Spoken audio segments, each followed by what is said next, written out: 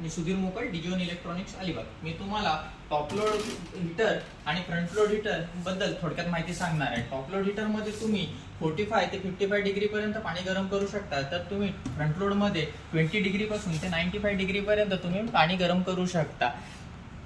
Water कन्झम्पशनचं बोलणं झालं तर तुम्ही टॉप लोड मशीनला 23 लिटर पर वॉशला पाणी लागतो, तर तुम्हाला फ्रंट लोडला 7.8 लिटर पण पाणी लागतो. फ्रंट लोडला 23 लिटर पाणी गरम करायला टायमिंग आणि लाईट बिल हा जास्त लागतो, तर तुम्हाला फ्रंट लोड मध्ये 7.8 पाणी गरम करायला टाइम कमी लागेल आणि पाणी लवकर गरम होईल तुमचं. त्याच्यामुळे तुम्हाला लाईट कन्झम्पशन हा खूप कमी येईल.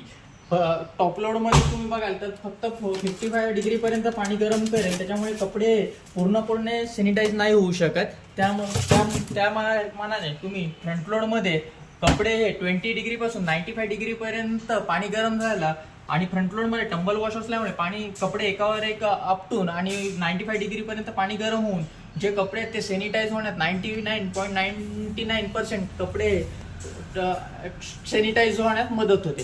थँक्यू.